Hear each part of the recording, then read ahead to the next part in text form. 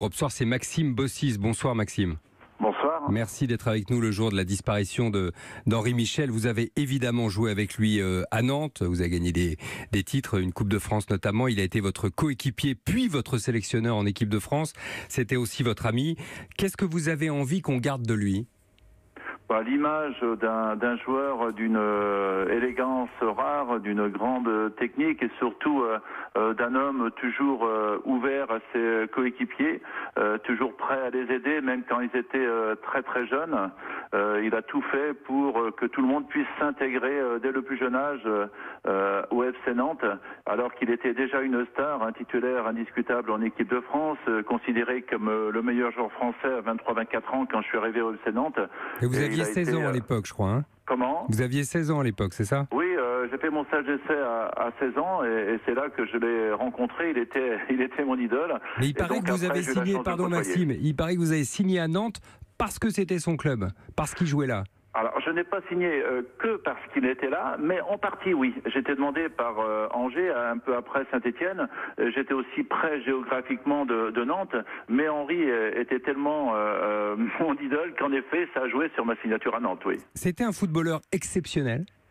Oui, il était exceptionnel. Alors, il n'est pas reconnu à sa juste valeur, car il a fait partie d'une génération en équipe de France qui n'a pas eu de titres et de matchs marquants, coincé entre la Coupe du Monde 66 et celle de 78, où d'ailleurs il était encore sélectionné.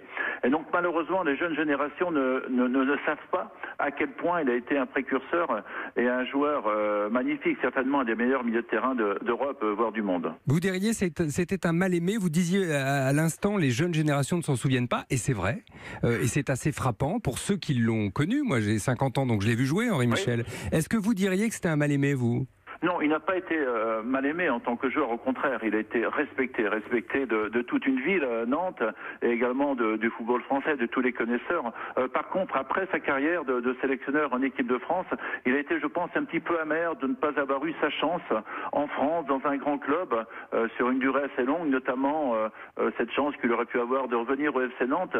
Donc il s'est un peu exilé dans des sélections qui étaient intéressantes, mais en Afrique, un petit peu partout, il a fait pas mal de Coupes du Monde, mais je pense qu'il était amer de ne pas pouvoir retourner avoir un poste important en France. C'est une star en Afrique, faut le dire, Henri Michel. Oui. Au Cameroun notamment, il allait en Côte d'Ivoire d'ailleurs.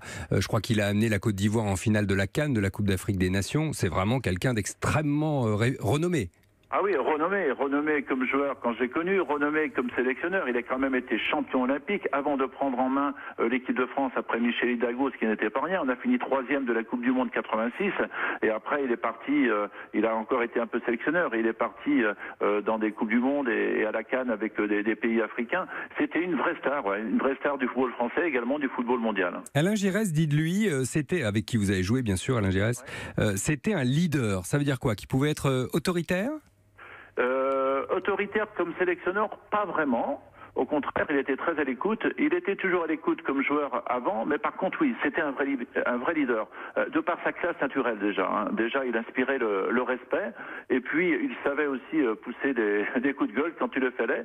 Et quand il parlait, c'était toujours à bon escient. Et à ce moment-là, tout le monde se taisait.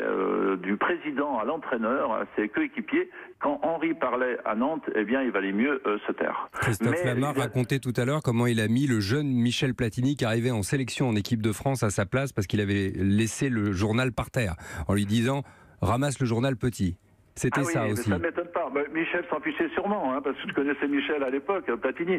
Mais il était, il aimait bien l'ordre établi, il aimait bien que chacun reste à sa place, mais ça n'a pas empêché évidemment de laisser tirer un fameux coup franc lors du premier match de Michel Platini, qui lui a pris le ballon pratiquement des mains. Donc il a été altruiste comme il a toujours été, et il n'avait pas du tout de jalousie envers les jeunes qui arrivaient de cette génération Platini.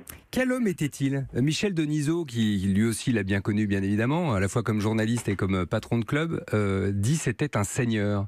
Qu'est-ce que ça veut dire dans la vie être un seigneur ?